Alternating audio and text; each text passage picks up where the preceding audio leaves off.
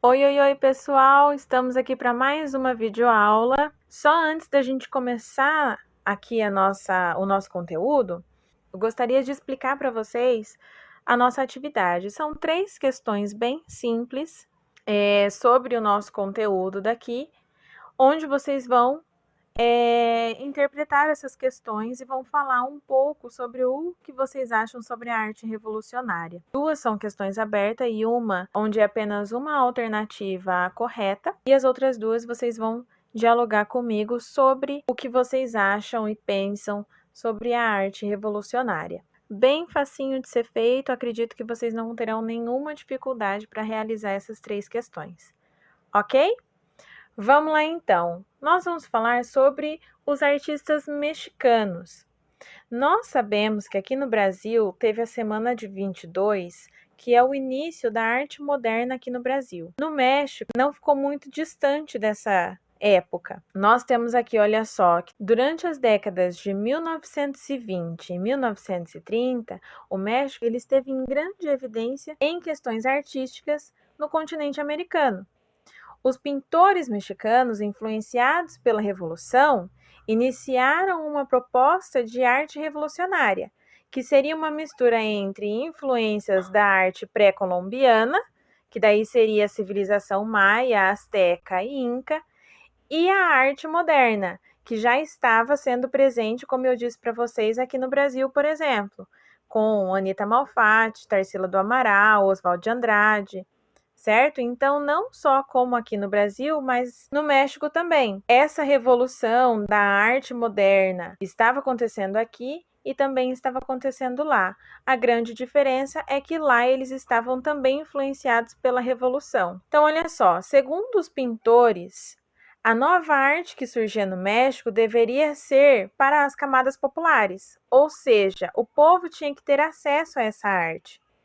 A influência revolucionária seria expressa em grandes murais nos edifícios públicos, que foram as principais telas da nova arte. As principais revoluções da nova arte vieram do revivamento da criatividade da antiga cultura mexicana. Portanto, a sua principal proposta era o retorno às origens indígenas.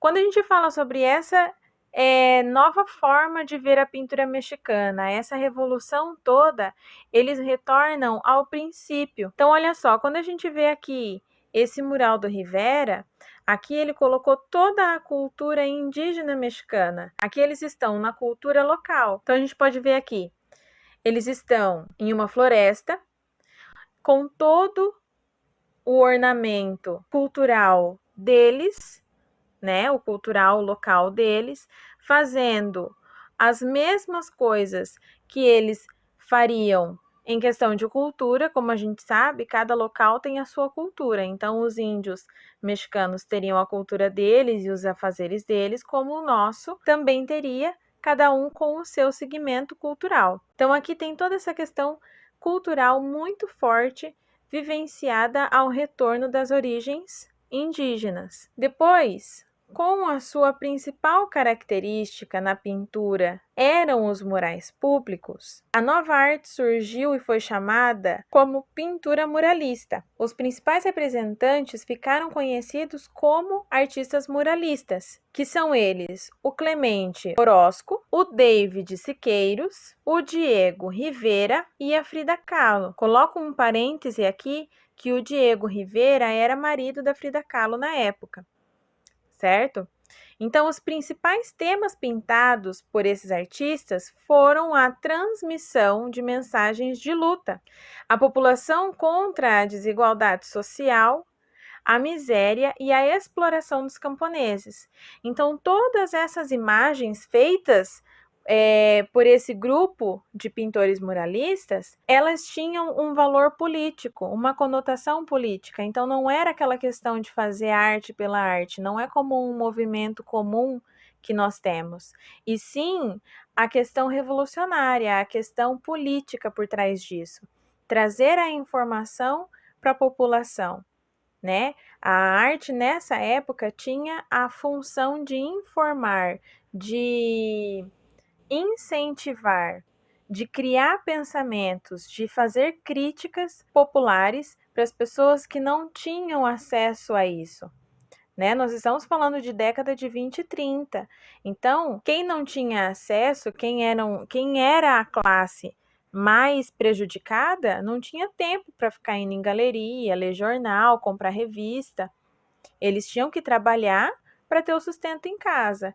Então, a saída desses artistas foi fazer mural para que essas pessoas, enquanto estavam transitando na cidade, tivessem acesso a essas informações. Aqui eu trouxe então para vocês um detalhe dessa obra que estava aqui, né? Aqui já é um detalhe, porque nós estamos falando de murais.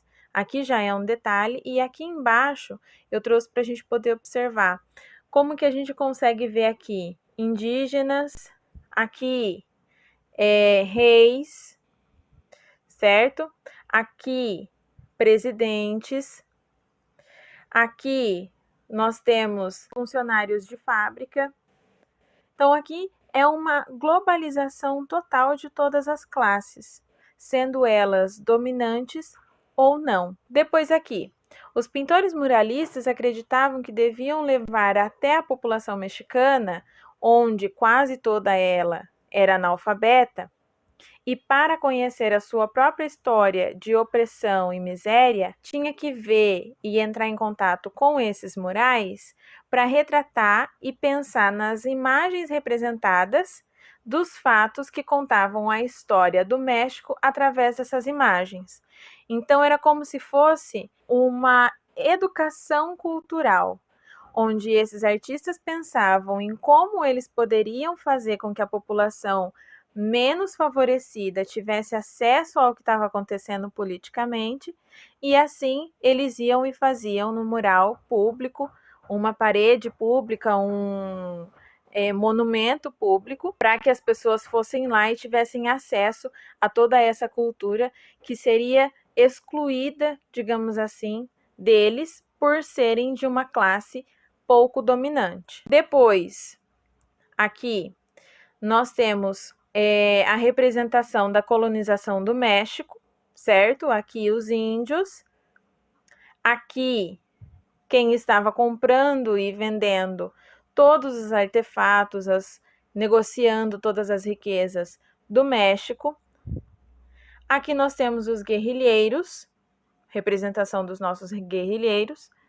E aqui nós temos o povo mexicano morto, sofrendo, preso, pobre.